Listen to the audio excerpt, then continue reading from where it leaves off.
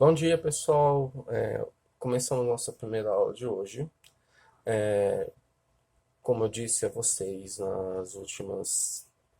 nessa última semana, nós iremos utilizar o material didático de filosofia para fins, para que nós tenhamos uma continuidade nas nossas aulas.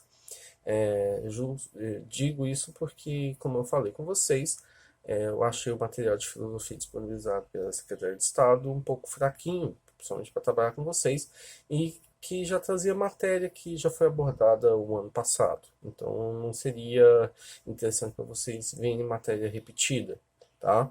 Por isso eu prefiro utilizar o material didático de filosofia que vocês têm em casa e fazer com que demos uma continuidade para caso no futuro nós voltamos às aulas normais e presenciais, a gente continue dando continuidade ao conteúdo abordado aqui, tá ok?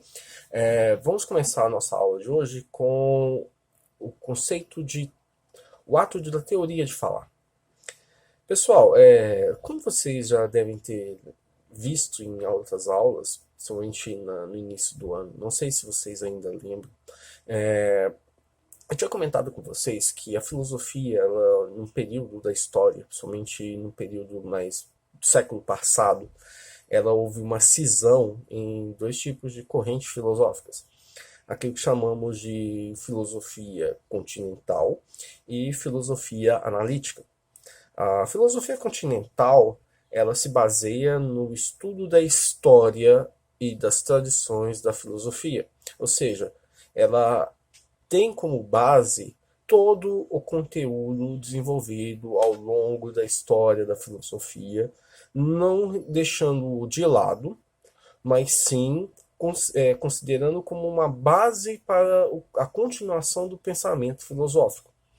E de outro lado tivemos a filosofia analítica, que queria, de certa forma, romper com esse modelo de pensamento filosófico e pensar da seguinte maneira. O pensamento filosófico ele se baseia na ciência, no desenvolvimento da racionalidade humana. Se mantermos de certa forma uma análise daquilo a qual foi do passado, mesmo assim analisando as coisas que são consideradas falhas e as coisas que são consideradas certas, não vai haver progresso, apenas vai haver aquilo que chamamos de uma repetição de conteúdo. Pessoal, de certa forma, as duas formas de vista elas não estão erradas, tá? E nem certas.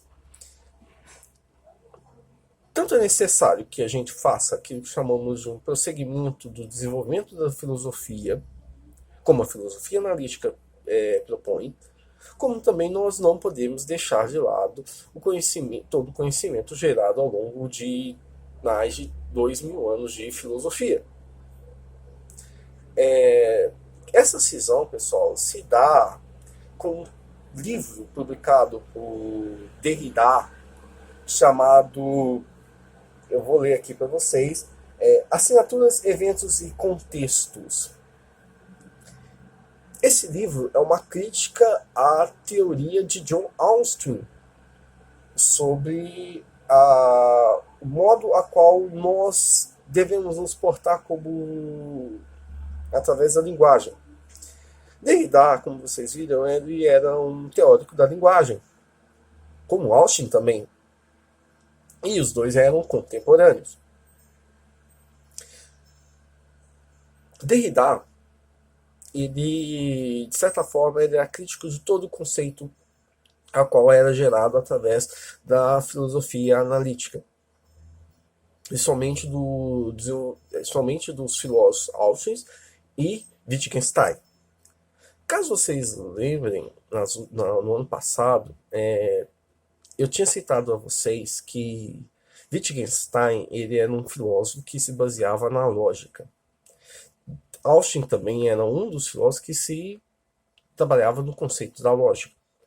Austin, de certa forma, ele desenvolveu um pouco mais do que Wittgenstein. Quanto Wittgenstein desenvolveu o livro Investigações Filosóficas, ele apresentou uma forma a qual a linguagem humana deveria ser apresentada através de uma análise crítica, analítica, lógica, tá? Só que Austin, ele fez aquilo que chamamos do que a filosofia analítica questiona. É a análise de uma forma a qual o pensamento sempre gera algo novo, ou seja, desenvolva novas teorias, não se baseando apenas na teoria velha a qual Wittgenstein apresentava. Wittgenstein já virou praticamente, a partir do momento que ele cria as investigações filosóficas, ele passa a ser história da filosofia. Então, Austin ele faz aqui o que chamamos da derrubada ou aperfeiçoamento da teoria de Wittgenstein. Qual é esse aperfeiçoamento que Austin propõe? Austin propõe aqui o que chamamos de uma ideia do ato locucionário e o ato ilocucionário. O que seria o ato locucionário? É o ato a qual nós temos através da fala, ao qual tudo que nós falamos sai do nosso interior, ou seja, de nós mesmos. Ou seja, é uma ação gerada por mim, uma fala gerada por mim. Eu poderia usar um exemplo. Estou com fome. Esse é um ato locucionário. Outra ideia seria aquele conceito a qual Descartes falava, penso, logo existo. Isso também é um ato locucional. Ou seja, toda fala que ela é gerada através de uma locução, ou seja, do locutor, ele é um ato locucional. E o que é um ato ilocucional? O ato locucional é diferente do locucional. Enquanto o locucional ele fala do locutor, ou seja, de mim para fora, o ato ilocucional acontece de fora para mim e eu falo. Um exemplo que é usado aqui no livro.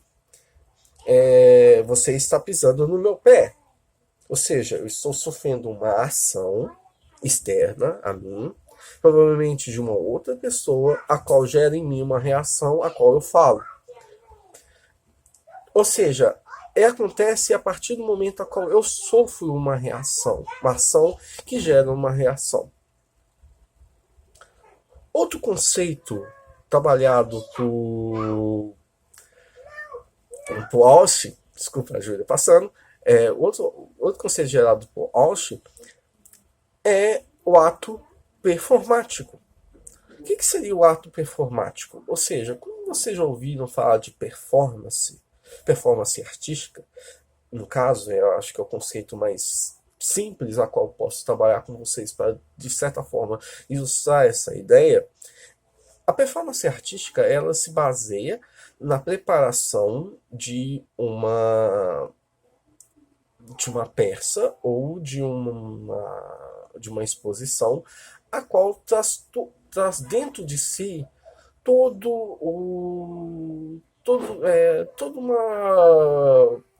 uma preparação anterior, ou seja, ela é pensada de forma antecipada, ou seja, é um ato pensado, é um ato de falar pensado, ou seja, a gente pensa antes de falar. Um dos exemplos que é usado no livro, vocês vão ler e observar, é a ideia de que eu vou pagar você amanhã. O que essa ideia traz dentro de si? Eu vou pagar você amanhã.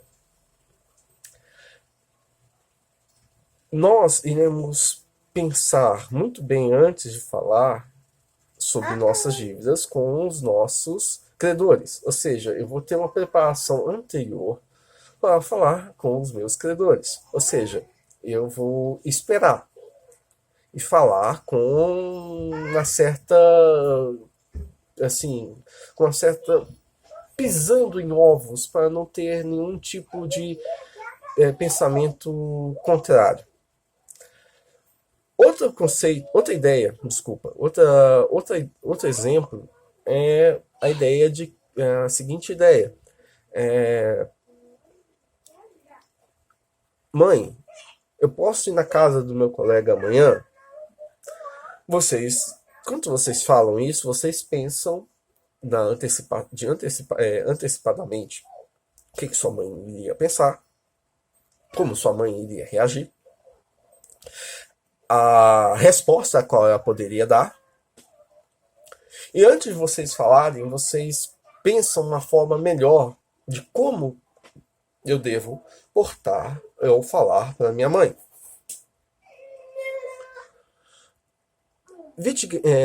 Austin, quando ele fala dessa forma performática, ele apresenta a seguinte ideia, que toda forma performática ela é válida para sentenças quantitativas, ou seja, de maneira geral, ela mensura uma reviravolta a qual nós esperamos que a pessoa, o receptor receptor da nossa palavra, tenha uma reação perante a ela, tá? Isso, pessoal, de certa forma, gera a nós aquilo que chamamos de uma tentativa de antecipação de uma resposta. Lembra aquela frase que é muito utilizada no senso comum, de que quando nós pedimos uma coisa, nós temos a garantia de pelo menos ter o não? É isso que o Austin está querendo dizer. Nós, de certa forma, quando falamos de uma forma performática, nós esperamos pelo menos uma resposta, ou algo, tá? Eu vou ler uma partezinha aqui do Austin, a qual ele trabalha esses dois conceitos, tanto do ato locucional, quem usa o conceito de uso locucional, tá? E também aqui chamamos de assim, da ideia da frase performática, tá? Vocês vão encontrar isso na página 121, mas é bom nós fazermos uma análise aqui nesse momento. Por mais tempo, os filósofos negligenciaram esse estudo, tratando-se todos os problemas como problemas de uso locucionário, ou, de fato, uma falácia descritiva. Ou seja, é uma falácia a qual nós descrevemos algo, tá? Já faz alguns anos que temos notado cada vez mais claramente que a ocasião de uma elocução é determinante e que as palavras usadas devem até certo ponto ser explicadas. Ou seja, nós percebemos que tudo aquilo que nós falamos, de certa forma, deve ser explicado ou, de certa forma, exposto de uma forma mais clara, tá? No qual elas foram pensadas para ser ou ter de ser ditas, ou seja, nós, quando falamos, nós pensamos de uma forma antecipada, a qual nós esperamos uma recepção daquele que nós falamos, no caso, nossos ouvintes.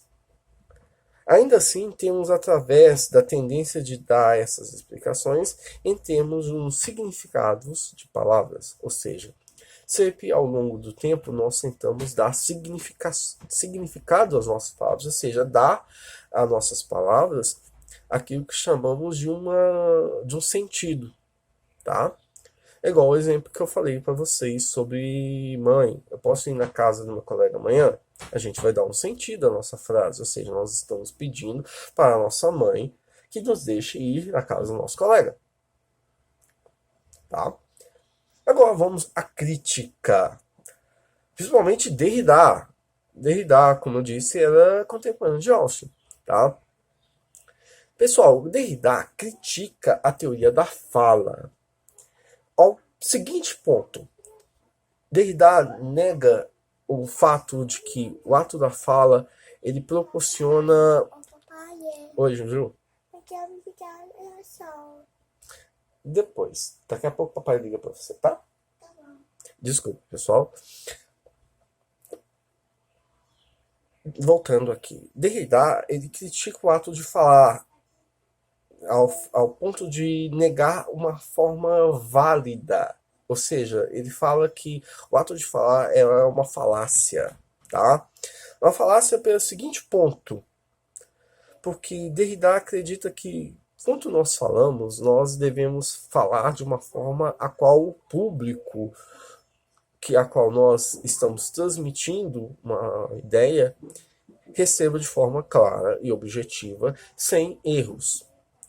Quando Derrida fala isso, ele remete novamente à história da filosofia. Ele remete a Descartes. Descartes, em um livro sobre o Tratado da Reforma da Filosofia, fala que, quando nós falamos, nós devemos transmitir de uma forma clara a qual o público a qual nos está ouvindo. Ou seja, nós devemos nos portar de uma forma a qual a pessoa a qual nos ouve entenda. Eu vou dar um exemplo aqui para que vocês entendam de uma certa forma clara. Se eu viesse dar uma aula de filosofia utilizando conceitos, termos e linguajares da academia, ou seja, da universidade, boa parte de vocês não entenderiam. Se eu viesse falar com vocês de uma forma a qual seria para crianças, vocês entenderiam, mas achariam um pouco infantilizada a minha ideia. Ou seja, eu tenho que falar com vocês de uma forma a qual vocês entendam, ou seja, utilizando ou de um linguajar um pouco mais simplório, não como o que é usado na academia de uma forma mais rigorosa, e nem utilizando de uma forma tão infantilizada como para crianças. Saúde. Logo, logo, logo nós temos que falar de certa forma a qual o público nos entenda, tá?